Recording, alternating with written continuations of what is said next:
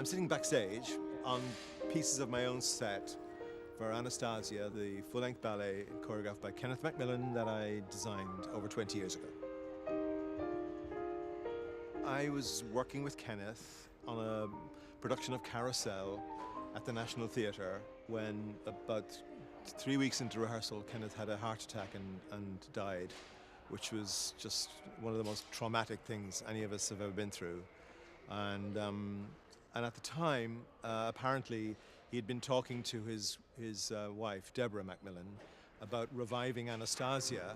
So I never got a chance to work with him, so I redesigned it with Deborah. This is my first full-length ballet. But I knew the story, and I did some research into Anna Anderson, on whom it's based. This woman genuinely believed she was Anastasia. So the whole thing is sort of from her perspective. It's really from the perspective of the third act. It's really like a flashback.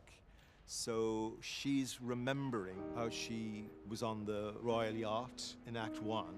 The thing about ballet is you can't put very much on stage, so you've got to tell the audience very quickly where they are, and so there's a very large funnel with a lot of smoke coming out of it. But it's a representation. It's not a realistic representation. It's a metaphor for a family that's in trouble, at sea, as it were.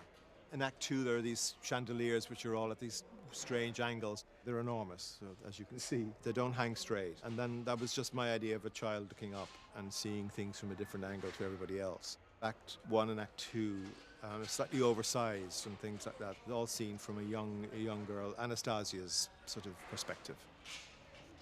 The core of the ballet, you know, it's all leading to this last act, which is just incredibly powerful. Both musically and in terms of the dance. And then I knew that I had to contrast that with what went before, which is a rather kind of gilded, false remembrance, you know, of how she remembered her childhood that never ever happened, you know. Well, if you look carefully at the set to begin with, the whole thing takes place inside a hospital ward. If you look around, you'll actually notice that the ship is inside a grey hospital ward. Even in Act 2, the ballroom is actually set inside the psychiatric ward as well. So you begin to kind of clock it, I think. And then in Act 3, which is the psychiatric ward, there's nothing in it, and you're just left with the bed. That's all. She's got nothing left except the bed she's sleeping in.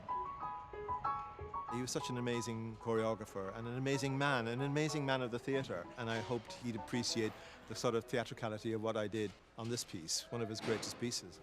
The idea that he created this in the late 60s is astounding to me. He was so ahead of his time, you know, and the piece is still, I think, quite startling.